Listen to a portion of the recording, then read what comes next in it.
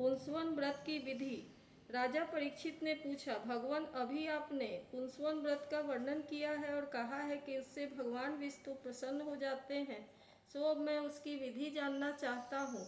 श्री सुखदेव जी ने कहा, परीक्षित, यह पुंसवन व्रत समस्त कामनाओं को पूर्ण करने वाला है। स्त्री को चाहिए कि वह अपने पतिदेव की आज्ञा लेकर मार्ग से शुक्ल प्रतिपदा से इसका आरंभ करे। पहले मरुदगण के जन्म की कथा सुनकर ब्राह्मणों से आज्ञा ले, फिर प्रतिदिन सवेरे दातून आदि से दांत साफ करके स्नान करे, 2 श्वेत वस्त्र धारण करे और आभूषण भी पहन ले। प्रातःकाल कुछ भी खाने से पहले भगवान लक्ष्मी नारायण की पूजा करे। इस प्रकार प्रार्थना करे, प्रभु, आप पूर्ण काम है, अतएव आपको किसी से भी कुछ लेना देना नहीं है।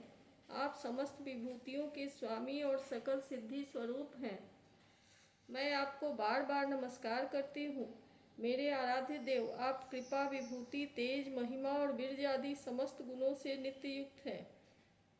इन्हीं भगों ऐश्वर्यों से नित्य युक्त रहने के कारण आपको भगवान कहते हैं। आप सर्वशक्तिमान हैं।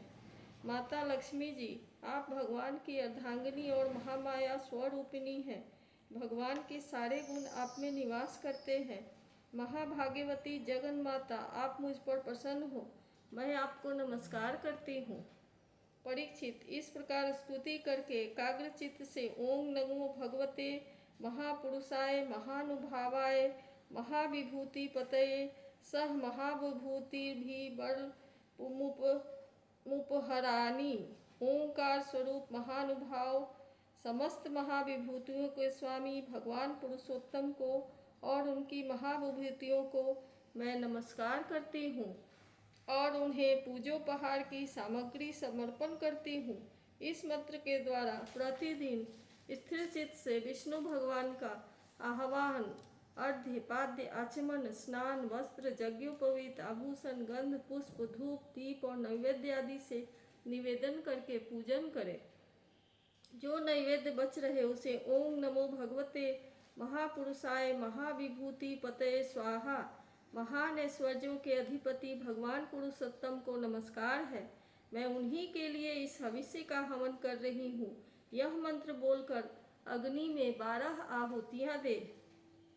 परीक्षित, जो सब प्रकार की संपत्तियों को प्राप्त करना चाहता हो उसे चाहिए कि प्रतिदिन भक्ति भाव से भगवान लक्ष्मी नारायण की पूजा करे, क्योंकि वे ही दोनों समस्त अभिलाषाओं को पूर्ण करने वाले एवं श्रेष्ठ वरदानी हैं।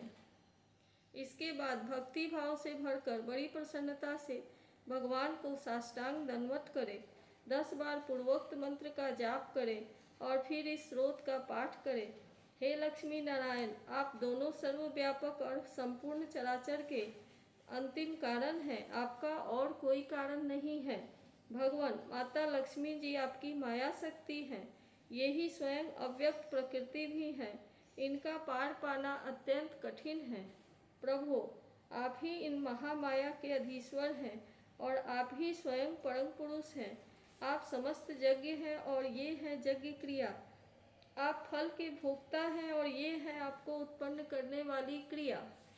माता लक्ष्मी जी तीनों गुणों की अभिव्यक्ति हैं और आप उन्हें व्यक्त करने वाले और उनके भोक्ता हैं।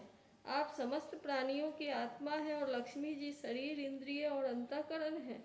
माता लक्ष्मी जी नाम और रूप हैं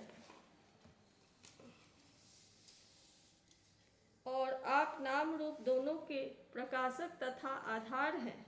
प्रभु, आपकी कीर्ति पवित्र है। आप दोनों ही त्रिलोकी के वरदानी परमेश्वर हैं।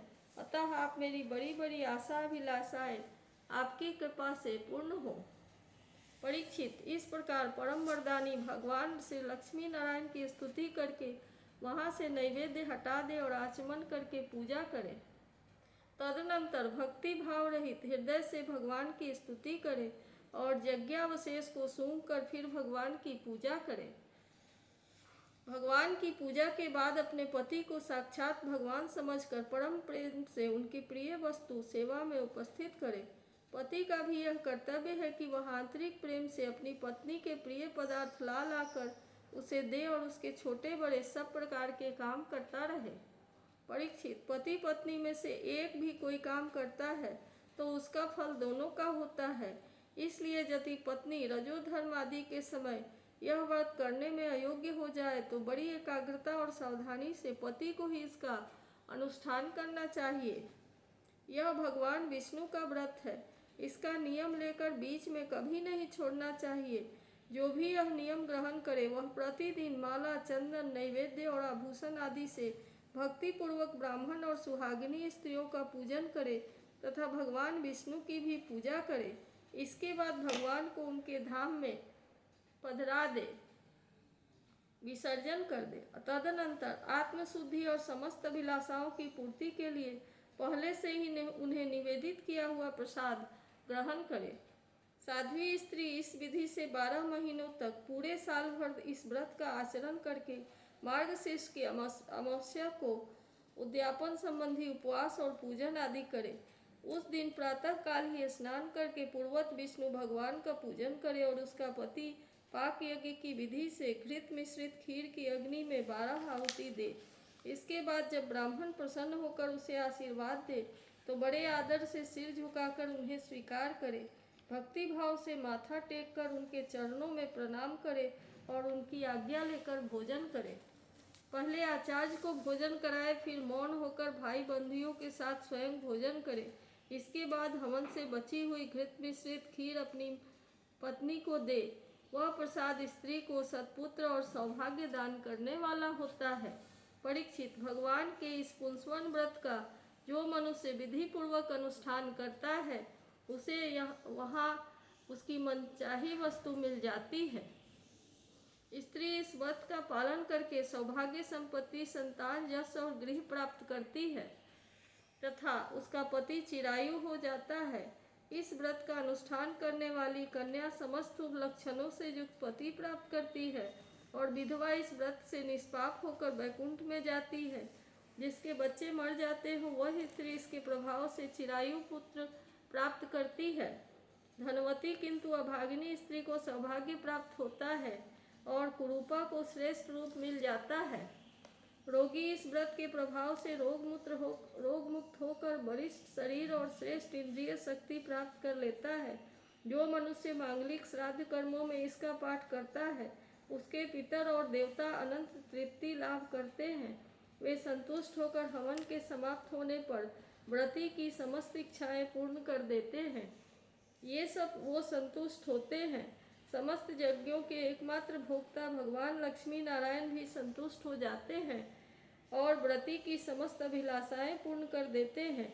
परीक्षित, मैंने तुम्हें मरुदगण की आदरणीय और पुण्यप्रद जन्म कथा सुनाई तथा साथ ही दिति के श्रेष्ठ पुंसवन व्रत का वर्णन भी सुना दिया। इति श्रीमद्भागवत महापुराणे वैयासिक्यां दशसहस्रायां पारमहंस्यां संहितायां षष्ठस्कन्धे पुंसवन व्रत कथनं नामैकोनविंशोऽध्यायः इति षष्ठस्कन्ध समाप्तः।